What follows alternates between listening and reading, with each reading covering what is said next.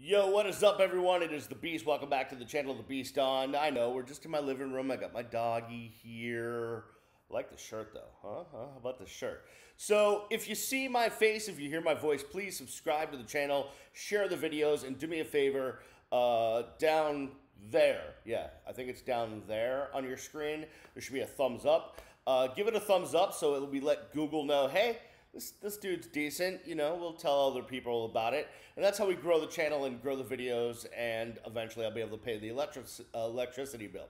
So this video, I wanted to do this over the weekend, but it was the end of spring break. We had a lot of stuff going on. I just didn't get to it, and I felt badly about that. But I wanted to pay tribute to the Pipe, Howard Schnellenberger, who passed away at the age of 87.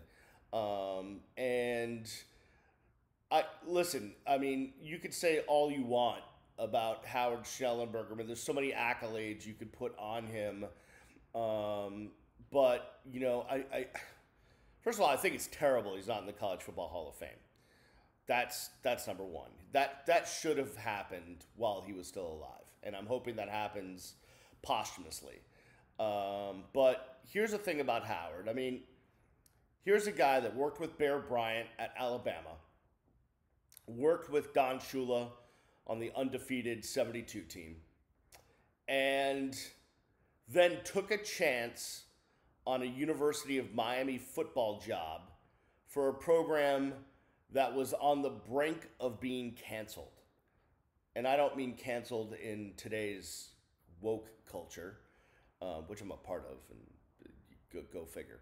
But I mean, literally canceled. The University of Miami was on the brink of losing football as a program. The Board of Trustees, had several meetings about canceling football.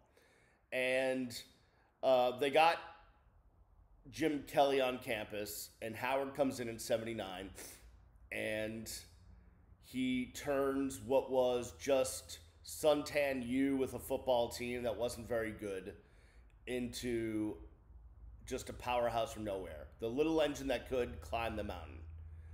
And I think it's one of the best coaching jobs in the history of all sports. To take a program that was literally on the verge of not existing anymore to the mountaintop, and then set it on the course to have the success that it did over the next 20-something years, was an unbelievable feat. And you have to thank Howard, because I don't know why it didn't pop into the heads of any of the a million coaches that Miami had in the 70s to go recruit locally. But that was his deal. Go recruit locally. Go get Alonzo Highsmith and Melvin Bratton and all their boys from the state of Miami. Let's draw that line at I-4 down and call that the state of Miami and go recruit there. Now, once in a while, you'd go get some talent from outside of that area, but that has to be your base. So much talent down here. Why not make that your base? And that's what Howard put into place.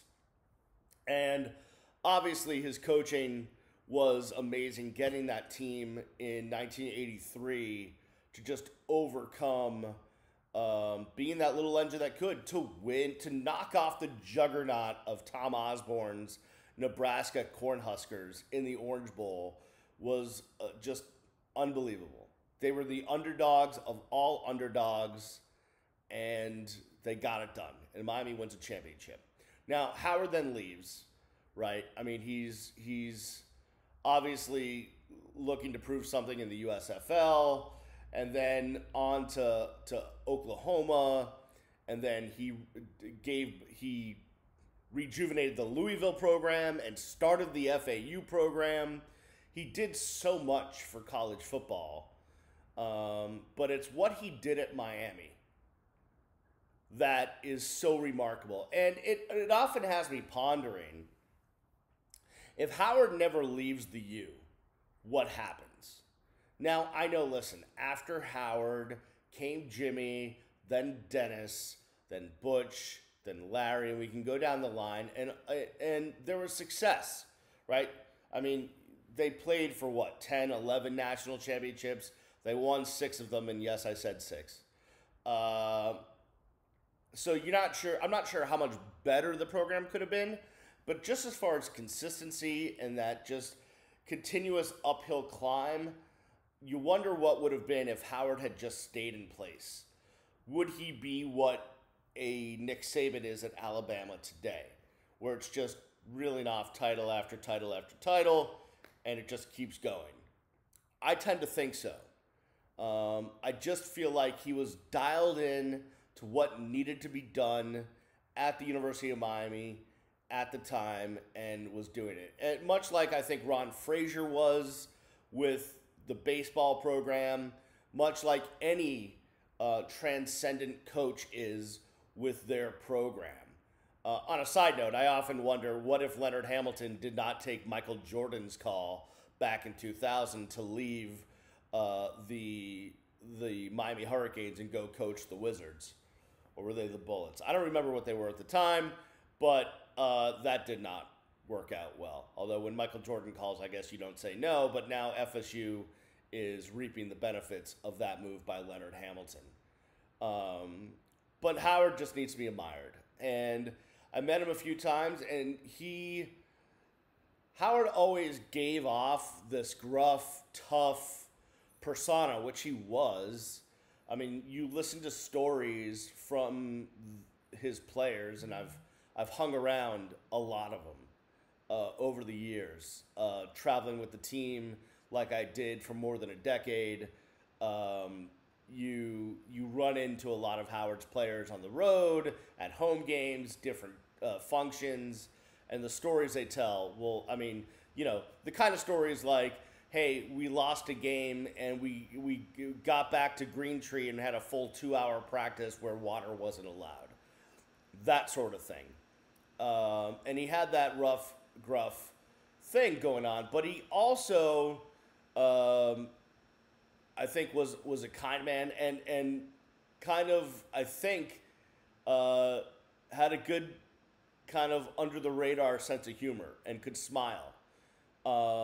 Certainly loved his wife Beverly. They had a great relationship. And I think Howard was, certainly old school. Remember, he learned under Bear Bryant.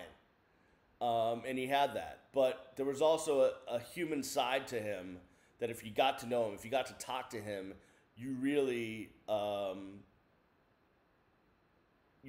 saw it. And if you talk to his players, if you talk to the Don Baileys and the Tony Fitzpatricks, and all the guys that I was able to hang around while I was traveling with the Lonzos and the Melvins and all those guys, you talk to them and they'll tell you the reverence they have for Coach Schnellenberger. So we will miss the pipe. I would love to think that the University of Miami would start building some statues somewhere. I would start with Howard and then move on from there. There's a couple others I think I would put in there. Maybe a Sean Taylor, if you will. But right now, without Howard Schnellenberger, there's no 6 titles. There may not even be a football program. And most of our lives would be pretty damn empty. That's for damn sure. So Howard, we will miss you. Rest in peace. And I hope the university does something to commemorate all that you did for the University of Miami, which is put us on the damn map. And College Football Hall of Fame needs to put Howard Schnellenberger inside its walls. It's a shame, it's an embarrassment that Howard Schnellenberger is not in the College Football Hall of Fame. That is for damn sure. All right, that'll do it for me. Stay tuned for more videos and some more insight coming up this week. We'll, I don't generally like to comment on the spring practice because, one, I'm not there. Two, it's guys running around in their underwear and all we see is stats. So, right now Jake Garcia is on top of the world. But we might dig into it a little bit. And plus, there's some Heat stuff going on. Good win at the Knicks last night. The Dolphins, we got draft coming up. We got a lot of stuff to cover. on the YouTube channel, so I hope you stay tuned for that. Don't forget to subscribe, share, watch, tell your friends, tell your wife, tell your girlfriend, tell them both at the same time and see how that goes. I'll see you when I see you. Peace!